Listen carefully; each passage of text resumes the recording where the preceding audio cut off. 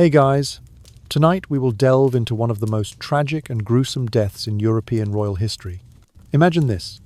What if your final moments stretched not into hours, but into 53 days of unimaginable agony?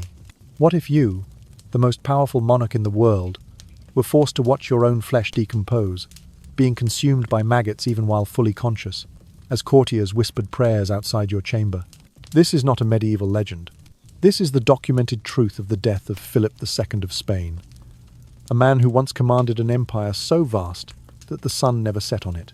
From the position of controlling the fate of continents, he was reduced to a rotting vessel of suffering, a story that will forever haunt the annals of medical history. We will explore the 53 horrific days that redefined the boundaries of endurance. So, before you get comfortable, take a moment to like the video and subscribe, but only if you genuinely enjoy what I do here. Let me know where you are watching from and what time it is, your local time, in the comments below.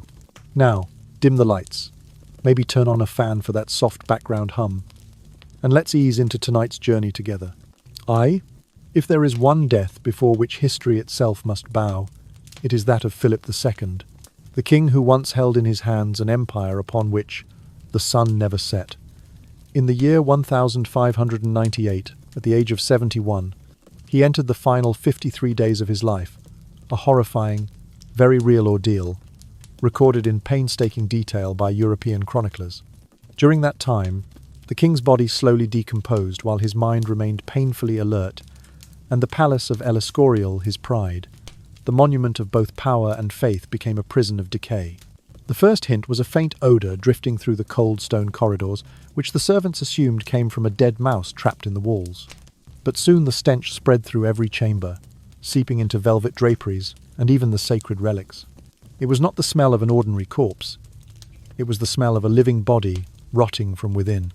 In the narrow chamber where the king lay, a single shaft of light fell through a small window onto the tiled floor, where physicians, priests, and courtiers knelt in silence, praying for a miracle they already knew would never come.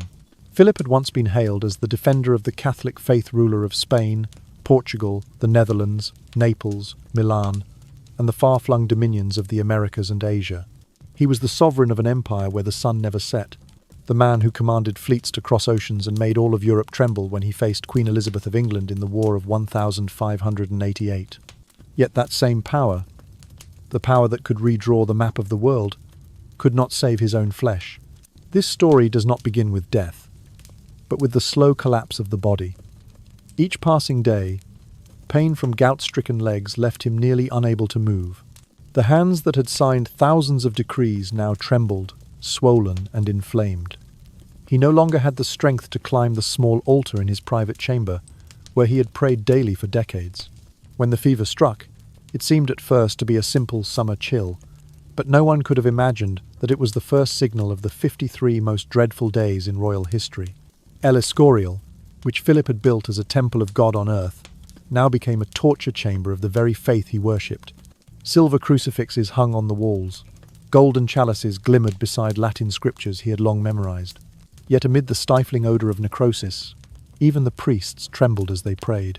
The royal physicians, once considered the finest in the kingdom, could only take turns wiping the sweat from his brow and murmuring prayers, for no remedy remained effective.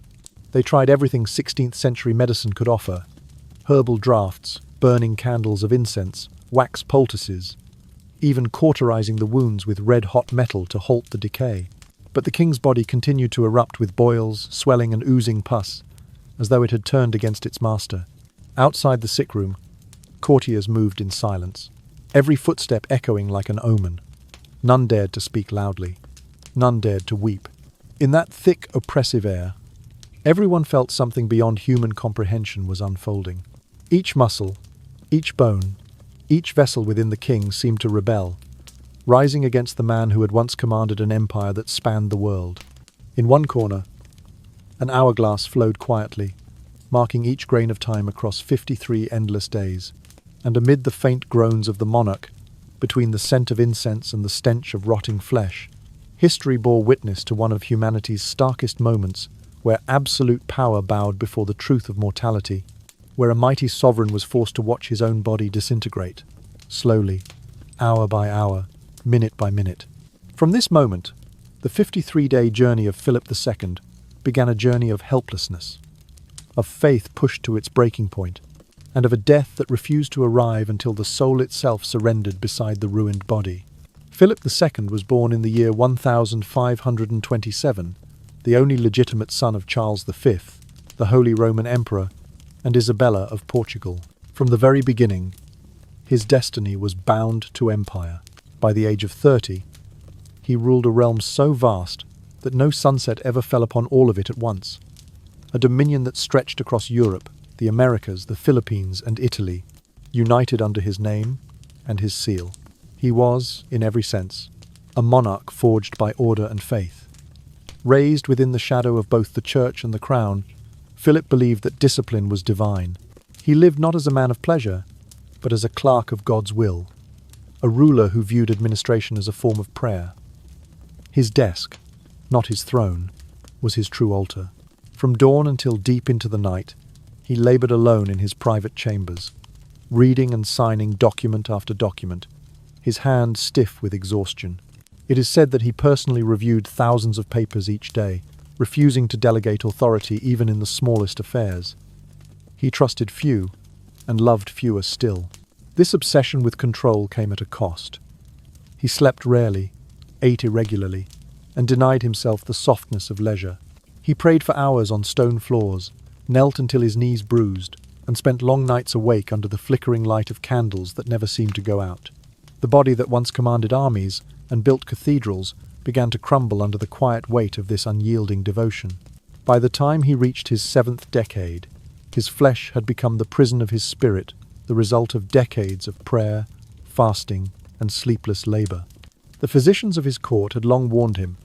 His sedentary life, his endless sitting, and his refusal to move except to kneel in prayer were slowly destroying his circulation. But Philip considered pain a companion sent by heaven, a test of endurance, a small penance on the road to salvation. When the first symptoms of gout appeared, swelling his feet and hands until he could barely hold a pen, he bore it without complaint. The disease, a scourge of kings, soon worsened. His joints burned as if filled with molten lead, and walking became an ordeal that left him gasping for air. Then came edema, the swelling of the legs and abdomen, a visible mark of the body's rebellion. His once slender frame grew distorted, his feet ballooned until his shoes no longer fit, and his attendants were forced to wrap his legs in linen soaked with wine and herbs. Still, he refused to rest. Each day, he forced himself to sit upright at his writing table, even as the pain clawed through him. His attendants whispered that he had become a living relic, an object of devotion and dread. Philip's entire being revolved around the certainty that every suffering was a divine trial. He saw illness not as punishment, but as proof that God had not abandoned him, but rather chosen him for purification. When he could no longer rise to pray before the chapel altar, he had a small crucifix placed beside his bed, so that even in sickness he could fix his eyes upon the image of Christ. He endured in silence, whispering Latin prayers through clenched teeth, his lips pale from fever. Yet, as the years passed and the agony deepened, that faith once unshakable began to tremble. For all his prayers and his sacrifices, the disease did not abate. His body betrayed him, inch by inch, and every prayer seemed to echo unanswered through the vaulted halls of El Escorial. The man who had once ruled continents could no longer command his own limbs. The body that had bent nations now bent itself, involuntarily, beneath the weight of pain. Outside his chamber, El Escorial remained a world of solemn beauty. The golden glow of candles, the echo of monks chanting psalms, the measured footsteps of servants moving along endless corridors of grey stone. The empire still turned, the ceremonies still continued, and the faithful still prayed for their king. But within the heart of that grand monastery palace, the ruler of half the known world was fading quietly, dissolving into the very silence he had built around himself. There, between the walls he had raised as monuments to discipline and devotion, Philip II began to lose the one thing he had spent a lifetime guarding control. For decades he had mastered armies, nations, and souls. But now, alone in his chamber, with gout gnawing at his bones and swelling drowning his breath, he faced the one force he could not command, the slow betrayal of his own flesh. and as the flicker of candlelight trembled across the stone walls, it seemed that even El Escorial, the proud monument to divine order, held its breath, waiting, as its master's faith was tested against the relentless truth of mortality. In the spring of 1598, the body of Philip II finally began to surrender. What started as a fever diagnosed by his physicians as tertian ague, or malaria, soon revealed itself as something far more insidious. The illness did not burn out as fevers usually did.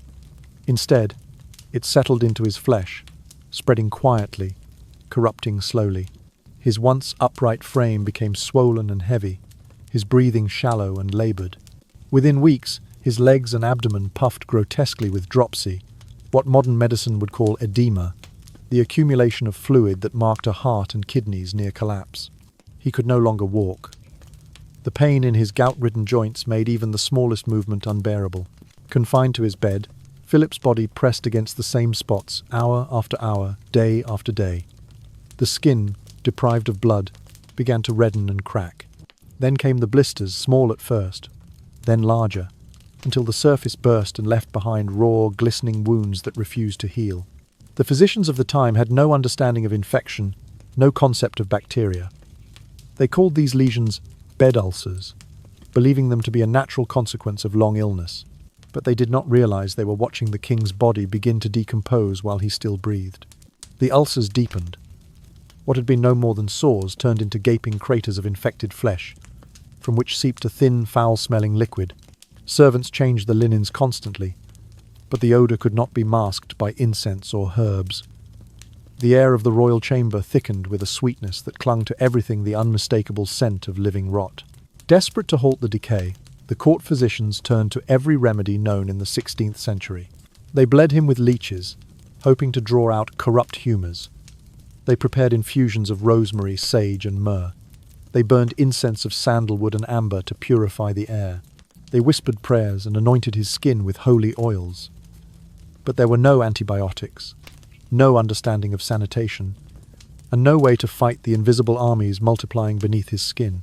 The very instruments used to treat him were often unwashed, their edges still crusted with residue from earlier ministrations. And then, one morning, came the moment that froze even the most hardened attendants. As they peeled away the blood-soaked bandages from the king's lower back, the wounds moved, not the twitch of living muscle, but a slow, deliberate writhing. Within the gashes of his flesh, white larvae maggots writhed in clusters, feeding on the royal body. The sight was unspeakable. The smell was worse. A priest fainted. A young page fled the room, his screams echoing through the stone corridor before the guards dragged him back.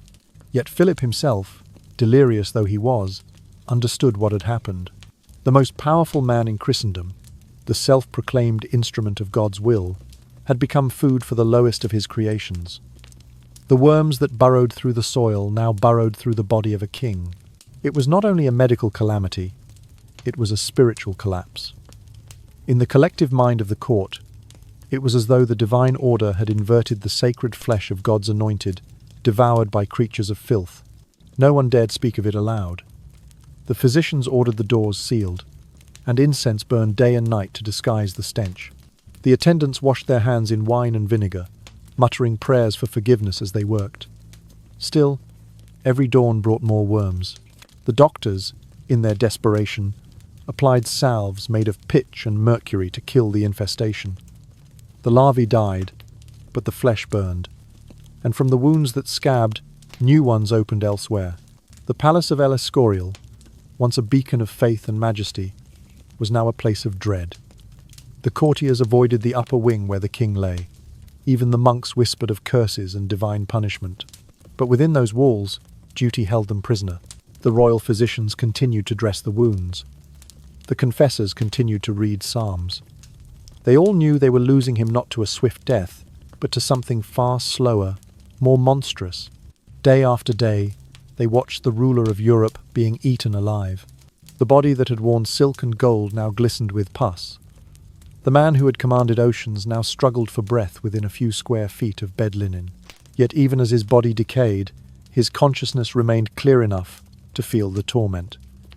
It is said that when a servant once wept beside him, Philip whispered, "Do not grieve. God has chosen me for this." Outside, the spring winds of 1598 swept across the monastery gardens, carrying the scent of blossoms that never reached his chamber. Inside, the only fragrance was that of decay, and so began the true descent, not the death of a king, but the slow undoing of a man who believed he could endure anything that heaven required of him. Day after day, El Escorial transformed into something between a chapel and a morgue, a living tomb for its master. The doctors came and went like mourners at an endless vigil, their faces pale with failure. No medicine worked. They sprinkled crushed herbs on the wounds, burned incense until the corridors filled with smoke, and recited prayers in Latin as they pressed cloth against his rotting flesh. But each wound grew larger, not smaller. The moment they cleared one sore, another appeared. Wherever their hands had touched, the skin broke anew, softening into pus and blood. The body of Philip II had become a battlefield, flesh against worms, pain against faith. The doctors fought with iron, flame, and prayer, but the flesh always won. They poured chemicals of alum and spirits to burn the maggots, only to see new clusters hatch within hours. Each cauterization sizzled through the room, the smell of scorched flesh mingling with the metallic sting of wine and oil. The air grew heavy, thick, suffocating. Even the candles seemed to dim, their light devoured by the stench. And through all this, Philip remained conscious. He was not spared by fever or delirium. The king felt every cut, every burn, every crawling movement beneath his skin. He could smell himself dying, a sweet, rotten scent that clung to his sheets and his soul alike. The chroniclers wrote that he groaned softly, rarely cried out, but his face betrayed the agony his faith forbade him to show. His eyes remained open for hours, fixed on the crucifix above his bed, watching the candlelight tremble upon the face of Christ. The records of his attendants describe horrors that strain belief. The king's back had rotted so deeply that his vertebrae were exposed, gleaming faintly through the wounds. His legs were swollen to twice their size, cracked open by the pressure of fluid. From them oozed a thin yellow discharge that soaked through the bandages and sheets. The smell of decomposition filled every corner of the palace wing. Servants rotated their duties in shifts, because none could bear the odour for more than a few minutes. Some fainted, others wretched behind the doorways before returning, faces ghostly pale, compelled by duty and fear. And yet, amid this slow disintegration, Philip insisted on being king. He refused to let the sickness strip him of ceremony. Each morning his secretaries brought him documents for his trembling hand to sign. His fingers, swollen and stiff, barely held the pen, but he forced his name upon parchment, blotting the royal seal with blood when the sores reopened. He dictated letters, gave orders, and in between commands he prayed. Sometimes his lips moved in silence, sometimes in whispers, the words breaking apart between breaths. He believed that to stop working was to surrender not merely to illness, but to sin. The idea of idleness terrified him more than pain. "If I cease my duties," he murmured once to his confessor, "my soul may stray from God." So he laboured, a dying man clinging to ritual as if it were salvation. The sound of quills scratching on parchment mingled with the hiss of burning flesh. The palace, once a symbol of order and divine geometry, now pulsed like a living organism of suffering. The monks continued to chant, their voices echoing through the stone corridors, overlapping with the physician's mutters and the king's faint gasps. El Escorial, built as the house of God and the heart of empire, had become a vault of living death. Outside, the Spanish sun glared over the granite towers, unknowing, uncaring. Inside, beneath those towers, a single man fought a war he could not win against decay, against despair, against the slow undoing of the flesh. Sometimes, when the pain subsided for a brief moment, Philip asked for the window shutters to be opened. The attendants obeyed, and light poured into the chamber, cutting through the gloom. But instead of comfort, the brightness only revealed the truth. The yellowed bandages, the trembling hands, the flicker of insects drawn to the scent of blood. The air shimmered faintly, not with holiness, but with heat and rot. And still, he prayed. He prayed for endurance, for meaning, for a glimpse of mercy that never came. He prayed not for death, but for understanding, because even in the shadow of his own ruin, Philip II could not conceive that suffering might be meaningless. Thus, El Escorial, conceived as a beacon of faith, became a shrine to agony. The marble corridors that once echoed with hymns of triumph now carried only the rhythm of his labored breathing. The great palace of light had turned into a dark sanctuary of rotting flesh and desperate prayer, where every whisper of incense and every cry of pain rose upward, unanswered, toward a silent heaven. While his body continued to decay, Philip II clung with desperate intensity to his religious faith. It was the last structure that had not yet collapsed. Each day he demanded that the monks remain by his bedside, reading aloud from the Holy Scriptures without pause, their voices echoing softly through the fetid chamber.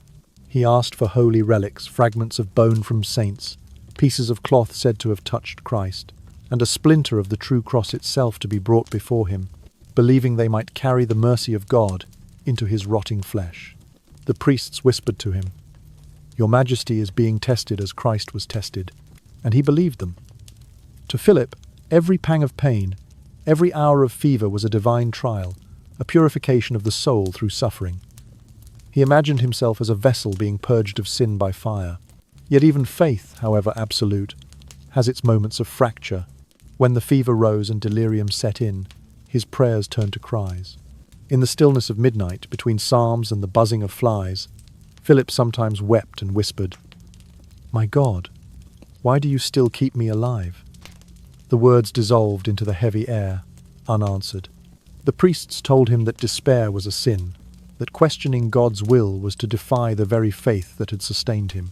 So he pressed his lips together, trembling, forcing silence back into his mouth, as though by swallowing it he could keep his soul intact. The chamber around him had become a grotesque fusion of chapel and morgue. Incense smoke drifted like mist, trying to veil the stench of decomposition that clung to every surface. The odor of myrrh and the odor of rot entwined until neither could be told apart. Candles flickered against the damp stone walls, their trembling light falling upon the hollowed face of a man who had once been the master of half the world. The wax dripped down the brass candlesticks like tears. The faint murmur of prayer merged with the low groans that escaped his lips whenever the physicians moved him. The attendants knelt in silence, hands shaking as they turned his body or wiped the sweat from his brow. They were terrified, not only of what they saw, but of what it meant the sight of God's chosen sovereign reduced to this. To abandon him would have been a sin, an act of rebellion against divine duty, and so they stayed. Servants, monks and physicians, trapped inside that suffocating room, all participants in a ritual of decay that none dared end. The doctors no longer spoke in front of the king. They worked like ghosts, changing bandages and muttering in Latin, their faces half covered with cloth soaked in vinegar. The sores continued to ooze. Worms reappeared no matter how many they burned away.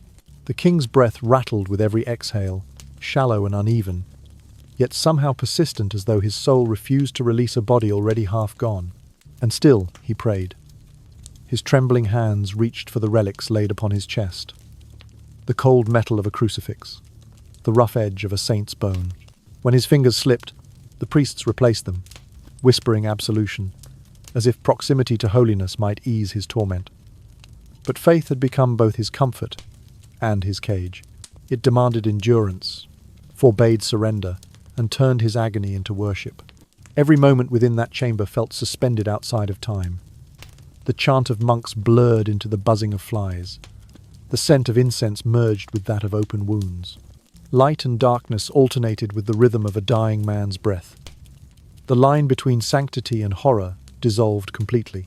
In that room, Philip II lay at once, king, sufferer, and martyr of his own devotion. He had built his entire life upon discipline and piety, and now those very virtues had become his tormentors. The man who once governed continents now ruled nothing but pain, and his throne was the narrow bed upon which his flesh surrendered, inch by inch. No one yet knew that what they were witnessing was only the beginning, that ahead lay weeks more of this slow unraveling, the longest and most agonizing vigil ever recorded in royal history. For Philip was not dying as other men die. He was living through his own decay, conscious of every moment, a prisoner of his faith and of his body, enduring each heartbeat as a new confirmation of suffering sanctified. And beyond the locked doors of El Escorial, the empire waited in silence, unaware that its king, once the mightiest ruler on earth, was learning, in the most excruciating way imaginable, that even divine faith cannot save a man from the mortal truth of flesh.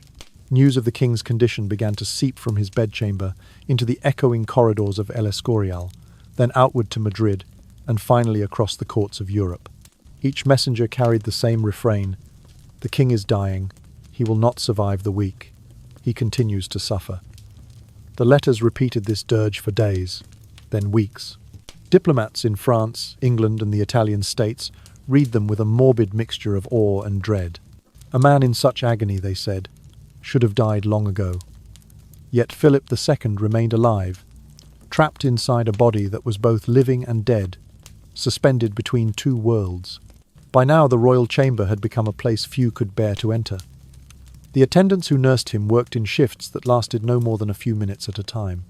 The sweet, heavy odour of putrefaction clung to their hair, their clothes, their hands. Many left the room to vomit in the hall before returning, pale and trembling. Their daily duties had become a ritual of horror, using tweezers to pluck the larvae from his open wounds, pressing bandages that turned red within moments, and listening to the strained groans that came from the bed, groans that no longer sounded human, but hollow, drawn from a place beyond endurance.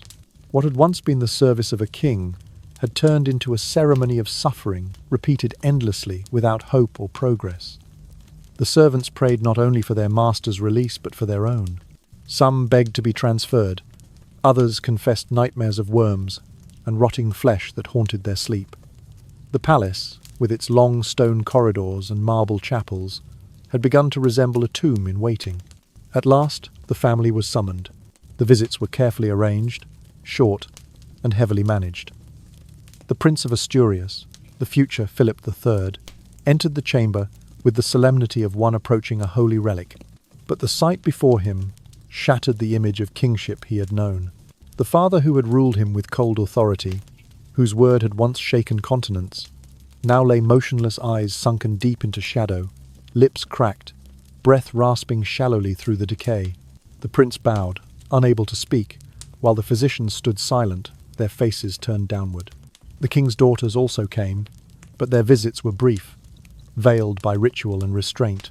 Heavy curtains were drawn to darken the room, and lamps were lowered so that the full horror of his condition would not be seen. The nuns and priests who stood nearby filled the air with whispered psalms, their voices soft and rhythmic, blending with the wheeze of their sovereign's breath. Each prayer seemed less a plea for life than a lullaby for the dying. Within this stillness, faith and ritual became both refuge and prison. Every word of scripture was a rope binding him to life, every act of devotion another thread in the net of endurance that would not let him fall. The priests surrounded his bed in constant rotation, murmuring reassurances. "Endure, your majesty. Despair is a mortal sin." They feared not only for his life, but for his soul, for Catholic doctrine taught that despair was a form of rebellion against God. Yet even they could not disguise their fatigue, nor their growing terror of the endless waiting. Philip, though weak and trembling, continued to speak. His voice was faint but clear enough to pierce the heavy silence. He asked again and again the same question: "Why am I still alive? Why does God prolong this torment?" No one could answer. The priest spoke of penance, of purification, of divine mystery. The physicians lowered their eyes. The attendants pretended not to hear. In that chamber, no truth could be spoken that the king's body refused to die, and no one understood why. Outside the windows, the empire moved on. Ships left the harbours of Seville and Lisbon, carrying silver from the New World. In Flanders, soldiers still fought in his name. In Madrid, the Council of State met daily, issuing decrees as though their sovereign were still at his desk. The empire continued, held together by habit and fear. But inside El Escorial, time had stopped. The ticking of the royal clock seemed slower, heavier. Each hour stretched into an eternity of pain and waiting. Every moment brought a new indignity. The ulcers widened, the skin split, his bones pressed against the sheets. Every motion turning his body, changing the linens, adjusting a pillow drew from him a cry so deep that even the monks flinched. Yet he remained lucid, aware of everything. The murmur of prayer, the clatter of metal basins, the scent of blood and incense mingling in the air. He saw the faces of those around him pale, exhausted, stricken, and understood that they were suffering too.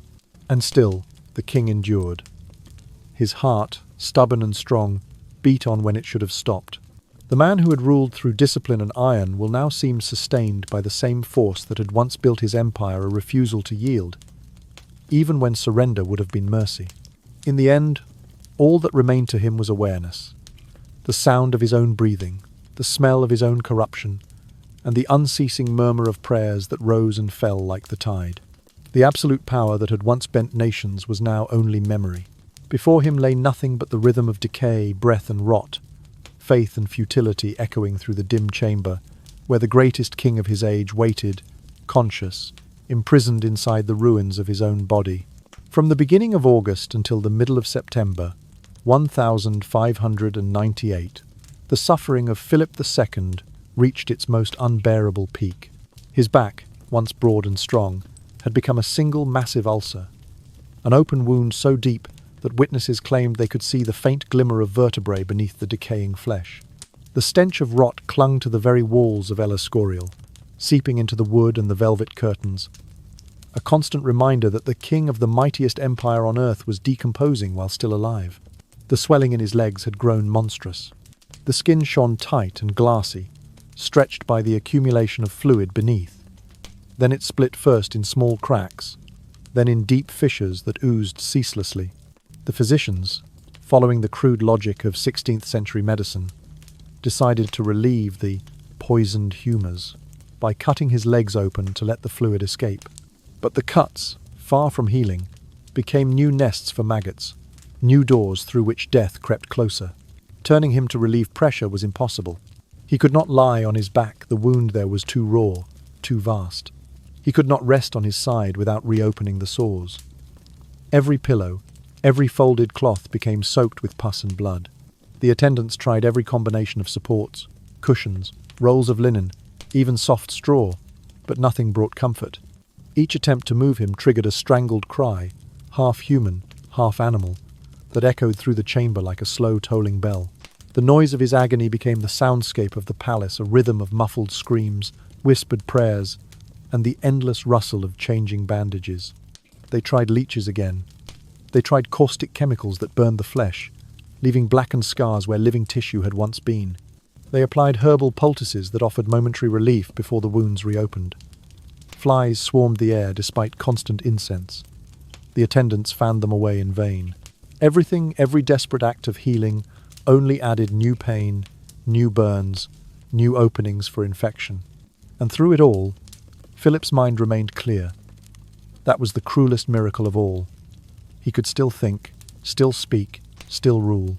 His mind, unclouded by delirium, forced him to experience every detail of his own disintegration. He dictated instructions for the empire between waves of pain. He signed documents, his swollen hand trembling so violently that ink and blood mixed on the parchment.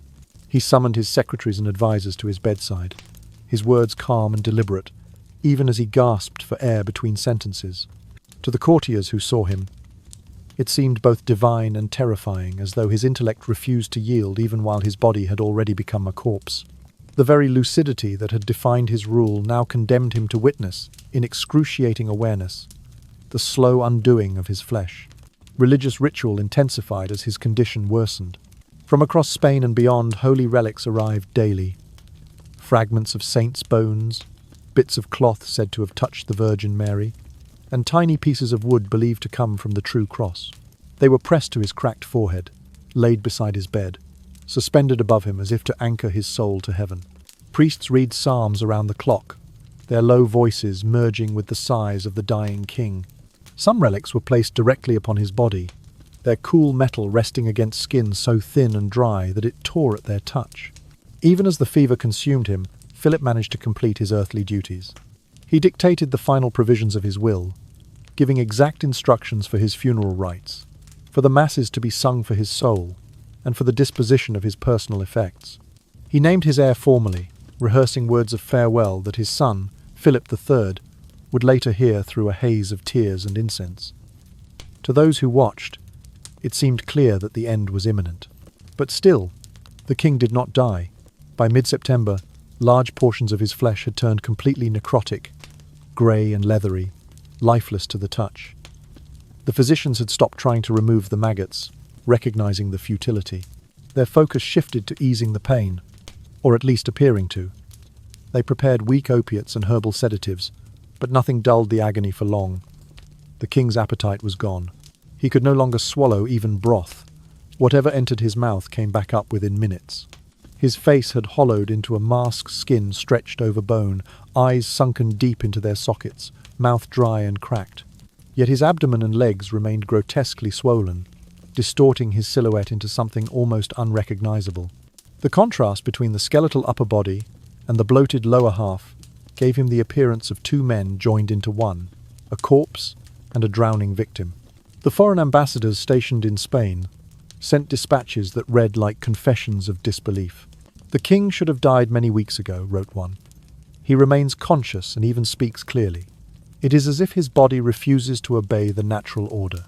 Modern readers would understand this paradox as the result of primitive medicine, the endless bleeding, the cauterizations, the poisons treatments that weakened him but never killed him outright.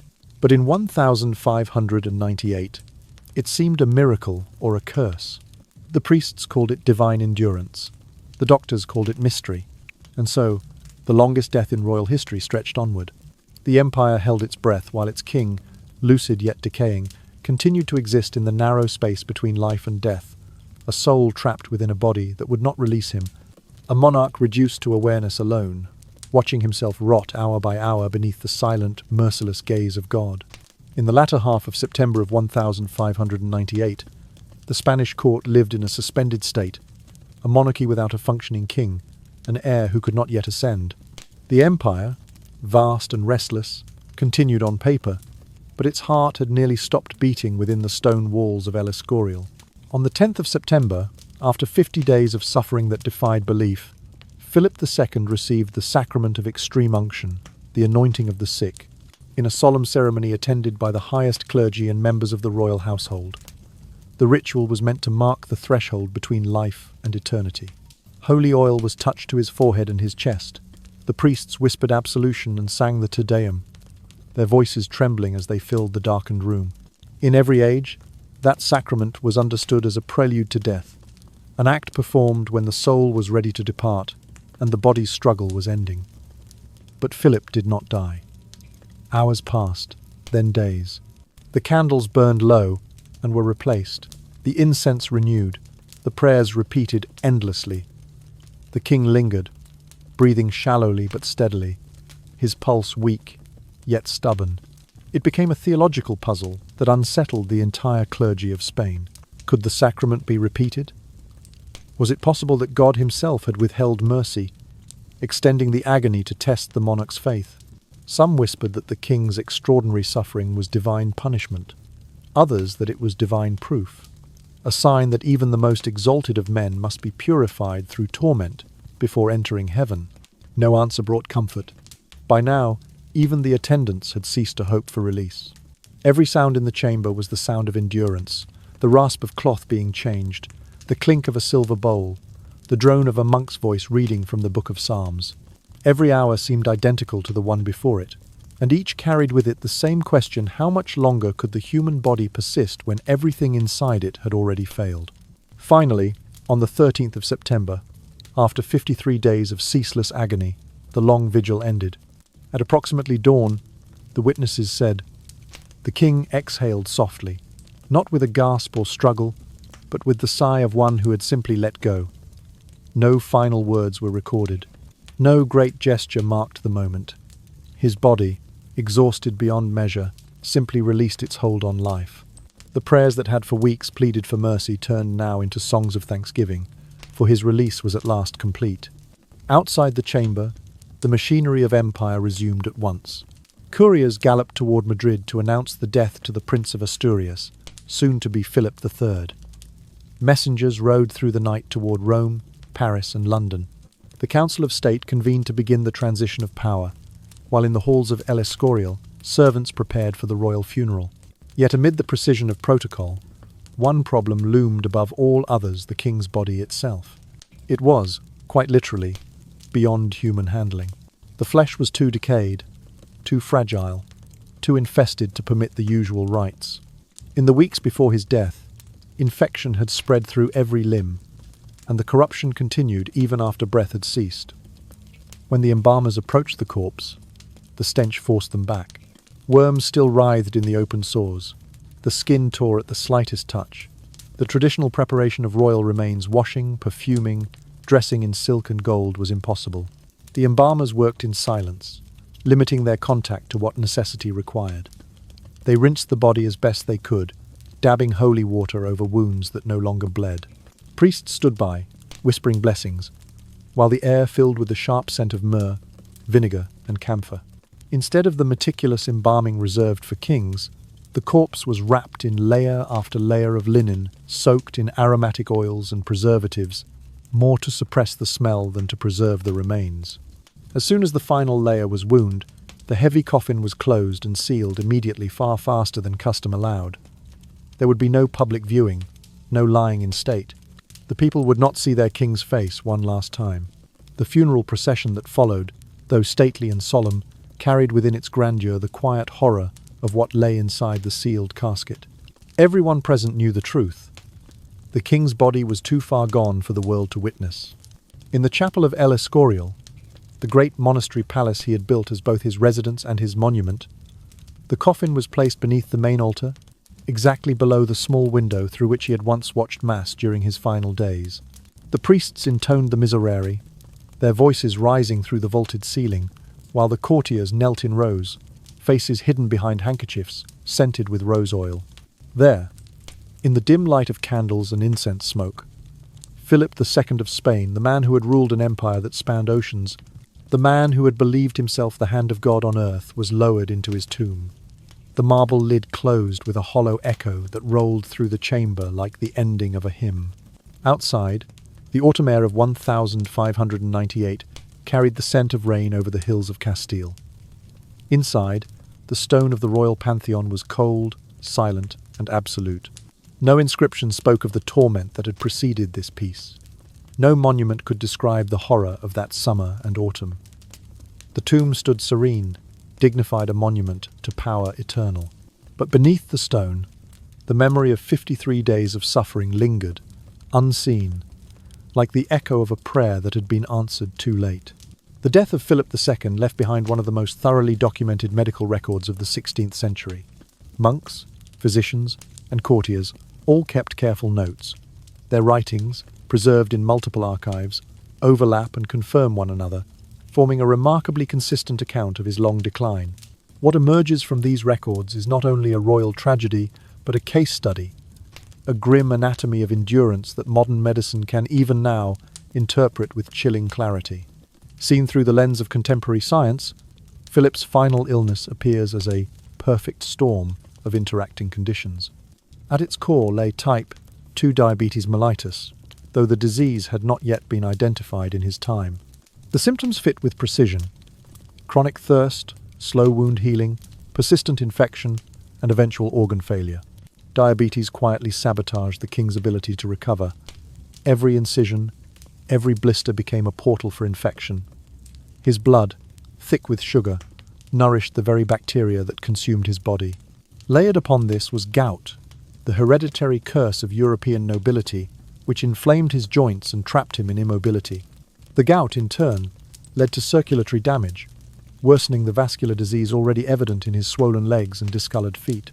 Poor circulation starved his tissues of oxygen, allowing the slightest bruise to fester into a wound that could not heal. Lying immobile for weeks created pressure ulcers, bed sores that deepened into open craters. The unrelenting heat of the summer of 1598, combined with the poor sanitation, even of royal palaces, transformed those sores into breeding grounds for flies. The result was the invasion that horrified his attendants: maggots feeding on necrotic flesh. Ironically, modern medicine has rediscovered a cleaner, controlled version of this process, sterile maggot therapy, used to remove dead tissue and stimulate healing. But in Philip's case, the infestation was uncontrolled and septic. The larvae burrowed through living and dead flesh alike, spreading bacteria deeper and deeper, accelerating the corruption instead of cleansing it. The pain he endured did not come mainly from the maggots themselves, but from systemic infection, fever, toxin buildup, and starvation. His body was drowning in its own inflammation. As infection spread through his bloodstream, every heartbeat pumped poison to the brain, the lungs, the kidneys. His temperature fluctuated wildly. His breath smelled of acetone, a sign of metabolic failure. The muscles wasted, the skin cracked, yet somehow the heart continued to beat. How did he live so long under such torment? Physicians today suspect that Philip's body had achieved a morbid equilibrium, a state in which his immune system, though weakened, never completely collapsed. The infection did not erupt into sudden septic shock, the fatal cascade that would have ended his life within hours, but lingered in a steady, smouldering burn. Another explanation lies in the strength of his constitution. Despite decades of poor diet and exhaustion, Philip had reached the age of 71, an advanced age for his era. His organs, especially his heart, may have been unusually resilient, able to sustain him through what should have been a fatal infection. There is also the paradox of treatment as torment. Every intervention his physicians attempted, the draining incisions, the application of leeches, the use of caustic chemicals to burn away infection, the endless rebandaging of wounds may have kept him alive by preventing total systemic failure, even as they multiplied his suffering. The bleeding weakened him. The chemicals seared new burns. The constant manipulation reopened wounds that might otherwise have sealed. Modern historians of medicine call such care therapeutic cruelty, the desperate attempt to heal through harm, practiced in good faith by men who did not yet understand the body they sought to save. Yet medicine alone cannot explain the endurance of 53 days of agony. There is also the psychological dimension, the unyielding force of belief. Philip's faith was not a passive comfort. It was an engine of will. He had been raised to view pain as a divine test, a passage through fire towards salvation. Each spasm, each fever, each night without sleep, he framed as a dialogue with God. That conviction, however tragic, gave structure to his suffering. It allowed him to endure consciously what might otherwise have driven him into delirium or despair. But that same unyielding faith was also his final prison. It prevented him from surrendering. His spiritual endurance became a form of resistance against death itself.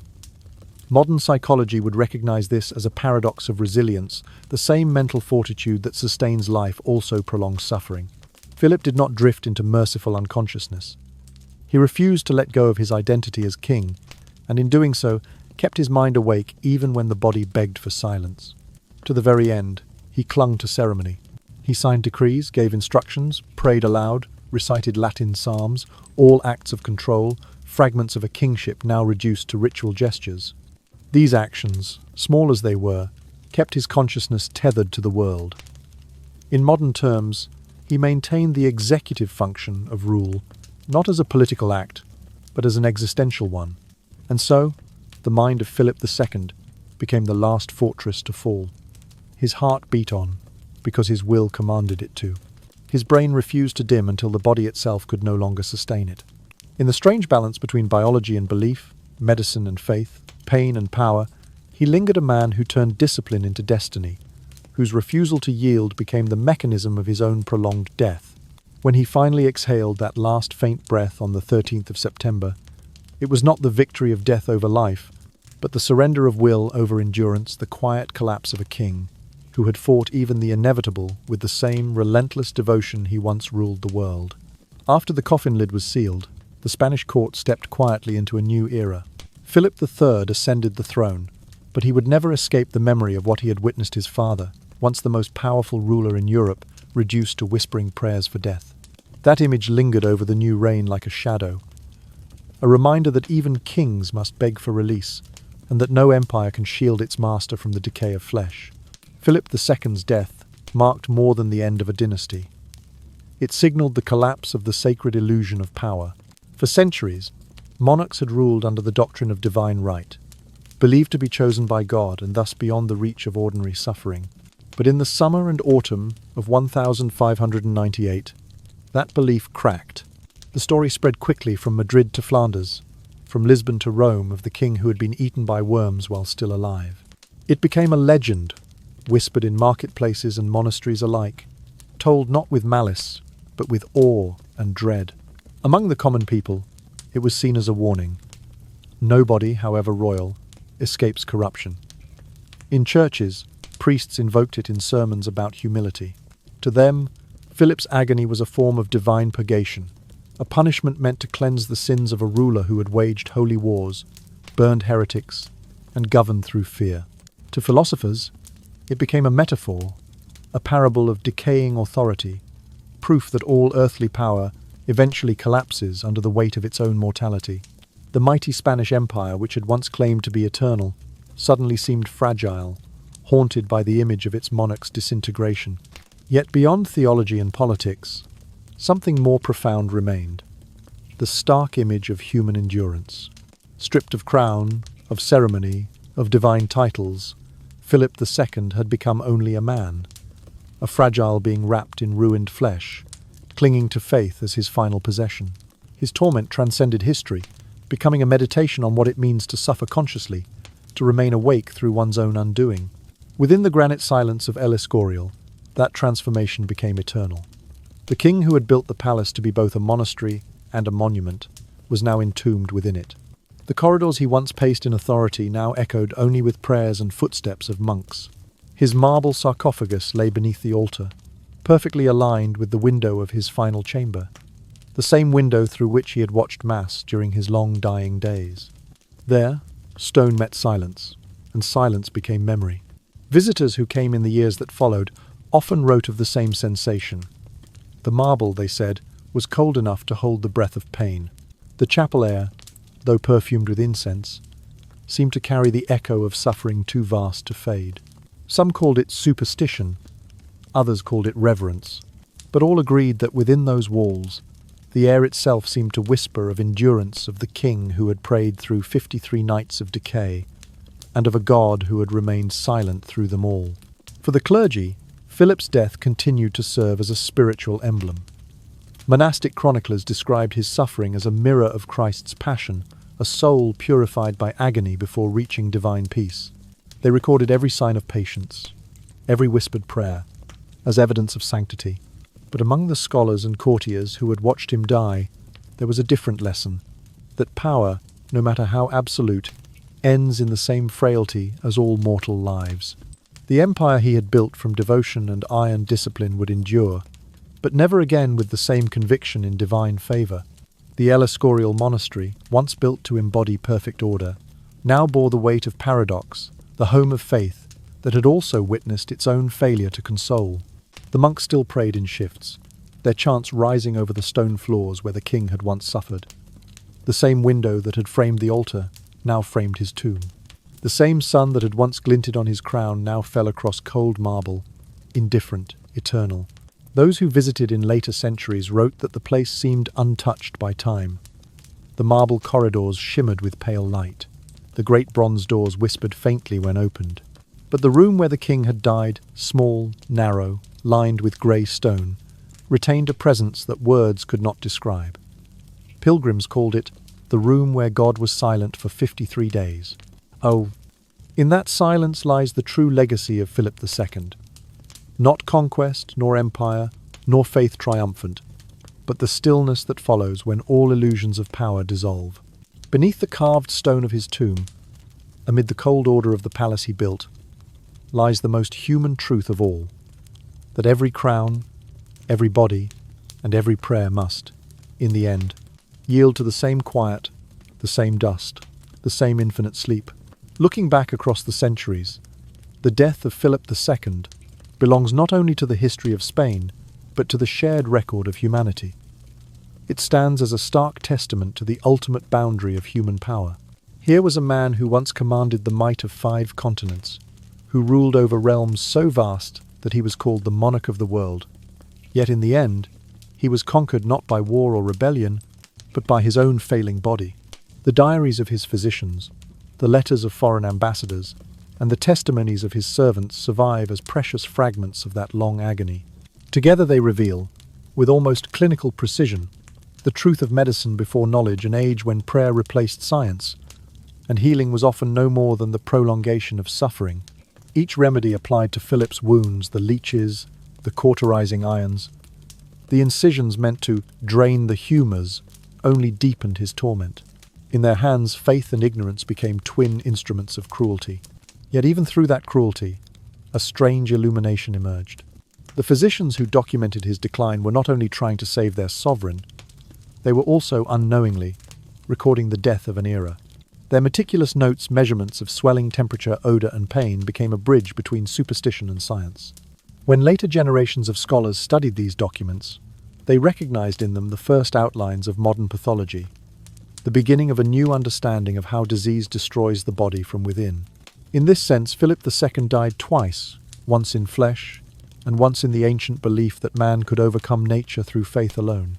His body's disintegration exposed the failure of medieval medicine, but it also gave birth to a new humility, the recognition that knowledge, not prayer, must guide the care of the dying. Historians and physicians who examined the records in later centuries saw clearly what his contemporaries could not. The endless rituals of bleeding and purging were not mercy, but torture. The crowded chamber filled with incense and relics was not sanctity, but suffocation. The belief that endurance was holiness had blinded them all. And yet, paradoxically, from that blindness came progress. Out of one man's suffering, an entire civilization began to learn compassion. In the decades that followed, the courts of Europe began, cautiously, to change. The idea that kings and nobles should be attended by learned physicians, not clerics or quacks, took root. Hospitals and infirmaries were slowly reformed. The royal archives that contained the detailed notes of Philip's final illness were studied by Spanish and Italian scholars who sought to understand what had gone wrong. They began to see infection not as divine punishment, but as a physical process. They noted that foul air, stagnant wounds, and unwashed hands seemed to spread decay. It would take more than 2 centuries for the germ theory of disease to be proven. But the seed had been planted here, in the record of one man's unbearable death. Even the Church, which had once framed his agony as divine purification, came to view it differently in later writings. Monastic chroniclers admitted that excessive suffering might not always serve salvation. The tone of their reflections shifted from awe to sorrow. They began to speak less of divine will, and more of human frailty, of the thin line between faith and cruelty. It was said by one scholar of the 17th century that Philip's body taught what his empire could not. That flesh is not infinite, and that all glory must bend before decay.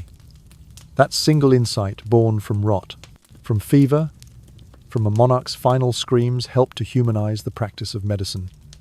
Physicians began to value comfort as much as cure.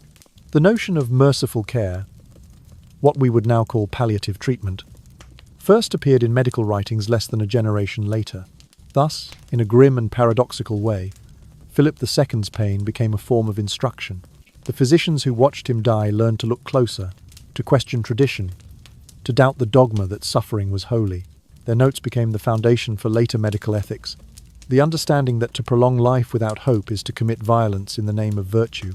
The irony remains almost unbearable, that one of history's greatest monarchs, a man who ruled oceans and continents, advanced the world's knowledge only through his helplessness.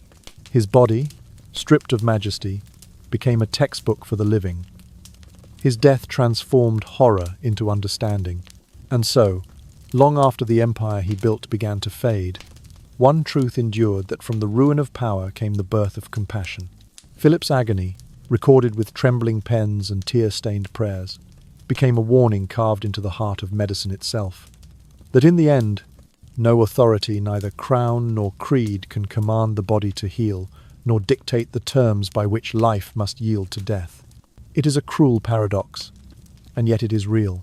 Through the suffering of one king, countless lives were spared from the same fate.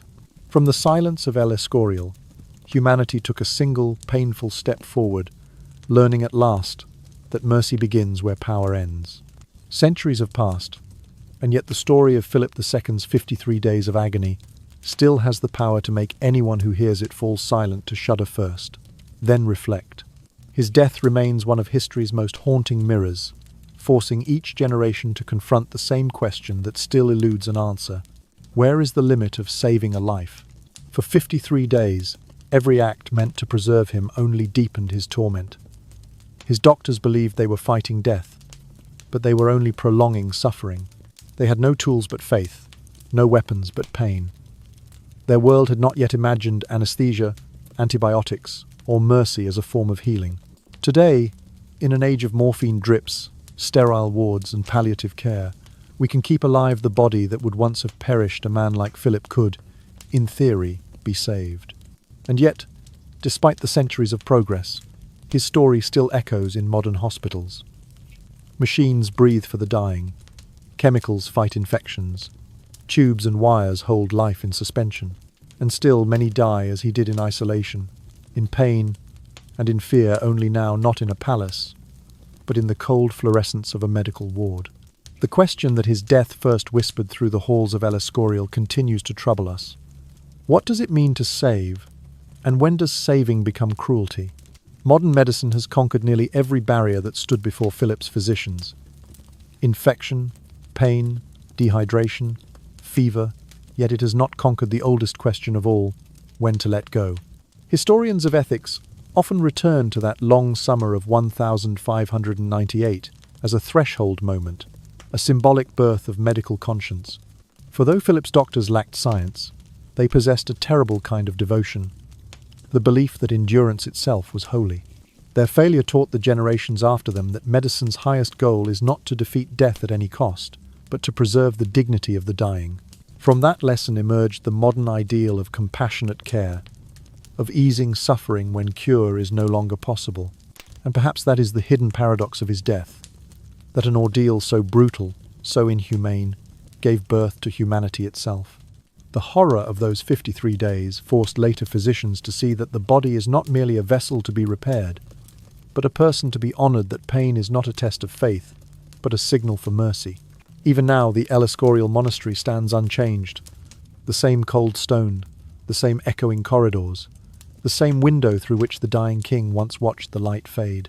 Visitors still describe the same strange stillness, the same heavy air. Some say the marble feels colder there than anywhere else in Spain, as though it retains the chill of his final breath. It is a place that asks no questions and offers no comfort, only the quiet memory of endurance pushed beyond meaning. From that silence, generations of thinkers have drawn reflection. Theologians saw in his death a warning against pride, that divine favor does not protect flesh from decay. Philosophers read in it an allegory of power undone. Physicians found in it the first stirrings of their moral code, that the duty to heal must one day yield to the duty to relieve. We have travelled far since the 13th of September, 1598, yet we have not escaped the dilemma his death revealed. We have mastered the art of prolonging life, but not always the wisdom of when life should be allowed to end. Every intensive care unit, every whisper between doctor and family, still contains the same ancient question that haunted the corridors of El Escorial. When does help become harm? Philip's agony thus remains more than a relic of history. It is a mirror held up to our own age of machines and miracles, reminding us that progress does not erase mortality. It only refines its shape. He died in a world that believed pain purified the soul. We live in one that fears pain above all else. But both worlds share the same truth, that to be human is to be fragile, and that mercy, not mastery, is the truest measure of wisdom. His body turned to dust long ago, sealed beneath the cold marble of his own creation. Yet his story endures, whispering through centuries like a prayer half heard, that the purpose of medicine is not to make life endless, but to make death bearable, that dignity, not duration, is the final gift the living can offer to the dying. And so, through the suffering of one man, a king brought low by his own body, humanity learned something eternal, not how to conquer death, but how to meet it gently. It was the lesson of Philip II, carved not in marble nor in scripture, but in the flesh of history itself. The price we paid to learn how to die more kindly, more humanly, and perhaps more wisely. 53 days, 1,272 hours, 76,320 minutes. Each minute was a fragment of awareness, a heartbeat measured in pain, a breath weighed between lucidity and disintegration. No other monarch in recorded history is known to have died as he did. Slowly, consciously, rotting from within while remaining fully aware until the final second. Those numbers, the arithmetic of his suffering, hold a strange, almost mathematical terror. For every passing minute, there existed a mind still watching, still thinking, still trapped inside a body that had long ceased to obey. It was not simply a royal death. It was a descent into the purest and most prolonged form of human fragility ever written down by witnesses. The chronicles of Philip II's final days are difficult to read without a kind of reverent horror. The monks who stood beside his bed noted not only the prayers but the silence between them. The physicians counted pulses that refused to stop, even when reason said they should. The courtiers wrote in the margins of their letters words that trembled with disbelief. For all their proximity to power, they could not look away from the truth that unfolded before them. That flesh, no matter how exalted, has no memory of empire. It is tempting to call his death cruelty, and perhaps it was, but it was also revelation. Those 53 days stripped away every illusion of grandeur, every symbol of divine favor.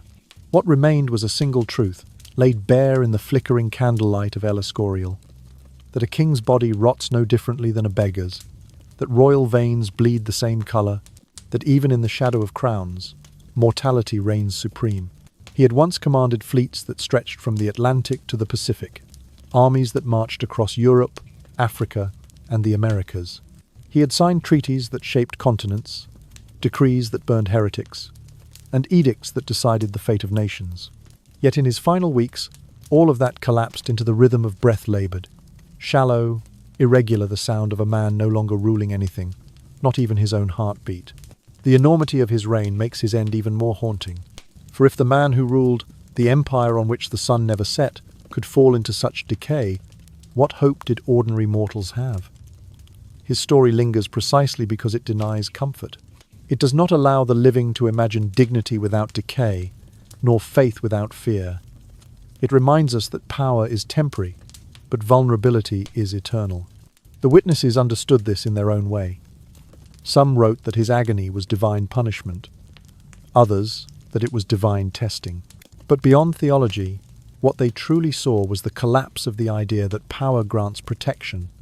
Their pens could not disguise the trembling in their lines. They described, in whispers, the color of his skin, the smell of infection, the calm in his eyes even as his body betrayed him. And though they did not yet have the words for psychology or anatomy, they recorded something even deeper, the moment when humanity eclipsed majesty.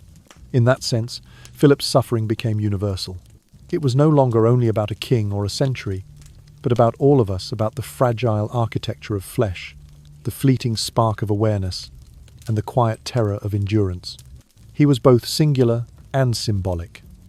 One man bearing the proof that every throne is temporary, every triumph finite, and every crown destined for dust. It is said that those who visited his tomb in later years beneath the marble of El Escorial, cold and severe, felt a kind of silence that seemed to breathe. Some described the air as heavy, almost sentient, as though the walls remembered every prayer and every cry that had once echoed there. The chill of the stone was not just physical. It was moral, the chill of recognition that no rank, no sanctity, and no empire can withstand the arithmetic of time. The 53 days of Philip II's death are therefore more than an episode of history. They are an equation of existence. When all variables of status, belief, and achievement are removed, the remainder is the same for all. A finite body, a fading breath, a mind that must one day surrender. And so his agony, however grotesque, becomes a whisper that crosses centuries, a voice not of a king, but of a man who discovered too late what all must learn. That death is not an enemy to be conquered, but a horizon that waits for everyone.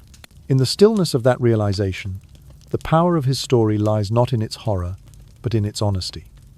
53 days not of glory, nor of punishment, but of revelation. A calendar of pain that became, in the end, a hymn to the one truth that outlives all empires, that before death, all are equal, and before time, all are dust. The small chamber where Philip II drew his final breath was later sealed, its door locked behind layers of stone and reverence. Decades passed before it was opened again. When it was, the air still carried the faint scent of wax and age, and the silence felt so complete that even footsteps seemed intrusive. On the wall hung a simple bronze plaque, no larger than a book page, engraved with the plain words, "Here, King Philip II breathed his last." Nothing more. No wreaths, no gilded frame, no marble epitaph to glorify the end of a monarch who once ruled half the known world.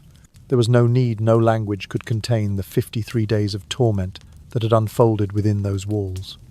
Silence, more than speech, became the monument to his suffering. That silence has outlasted every empire. Those who enter the room today often describe the same feeling, a shiver, a kind of reverent unease, as though time itself hesitates there. The light that filters through the narrow window is pale and hesitant. The stones, untouched for centuries, seem to absorb every sound. One cannot help but imagine the king lying there motionless, fevered, waiting. The bed is gone, the linens burned long ago, but the emptiness itself seems haunted by the memory of pain. And yet, despite the centuries that separate us from the 13th of September, 1598, the emotion remains disturbingly familiar. Science has advanced far beyond anything Philip's physicians could dream of. The infections that consumed him, the gangrene, the sepsis, the diabetic decay, can now be treated, even cured. We can prevent the agony that once defined the final chapter of his life. But the fear that surrounded his death, the fear of pain, of helplessness, of the slow unraveling of the self remains exactly the same. That fear, more than the disease, is what makes the story endure. In Philip's dying, we see the mirror of our own condition, the realization that even surrounded by faith, power, and ritual, every person meets the same solitude in the end. His death was royal in circumstance, but entirely human, in essence a man undone by his body, sustained by belief, trapped between agony and hope. The chroniclers who recorded his final weeks could not know that they were preserving one of history's most intimate portraits of mortality. Their quills trembled as they described the sight of the ruler they had once feared and worshipped, now reduced to a figure of frailty, whispering prayers through cracked lips. In those notes lies a rare convergence of faith and despair, of devotion and disbelief. They had seen empires built and wars waged in his name, yet in that small chamber they found something greater than history, the truth of human limitation. Over time, the room of death at El Escorial became a kind of secular shrine. Scholars came to study it, pilgrims to pray, and skeptics simply to stand in its cold air. They all left changed. Some said they felt pity, others, awe. But all agreed that the silence spoke louder than any sermon. It was not the silence of peace, but of comprehension. The silence that follows the recognition of something too vast and too ordinary to name. As medicine, philosophy, and theology evolved, so did the interpretation of Philip's death. For theologians, it became the image of purification through suffering. For scientists, a reminder of how far ignorance can wound. For humanists, a symbol of shared fragility. But across all these readings, one truth remained constant. He died as a man, not as a king. Titles fell away, ceremony dissolved.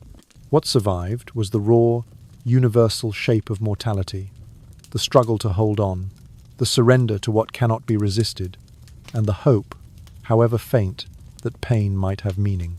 5 centuries later, when one stands before his tomb beneath the great altar of El Escorial, the marble feels colder than stone should be. The air carries a stillness that seems older than history itself. And in that stillness, visitors do not see an emperor. They see a reflection of themselves, small and finite before the endless patience of time. The gilded age that crowned him has turned to dust. The empires he ruled have crumbled. Even the language of his prayers has faded into history. Yet the lesson of his death remains vivid. That no power, no faith, no intellect can outlast the truth written in every human cell, the certainty of decay. Perhaps that is why the chamber remains untouched, why the plaque says so little. It does not glorify. It only reminds. The words are not for the king, but for those who come after him, those who will, in their own time, lie down and face the same silence. And so, the legacy of Philip II is not the wealth of his empire, nor the palaces he built, nor the wars he fought. It is this, the understanding that to be human is to end, and that the measure of life is not how long it resists that end, but how it accepts it. In that dim, airless room, the centuries seem to collapse into one long breath, a whisper that crosses the gulf between past and present, between king and commoner. It says, softly and without judgment, even a king is only a man, and all men return to dust.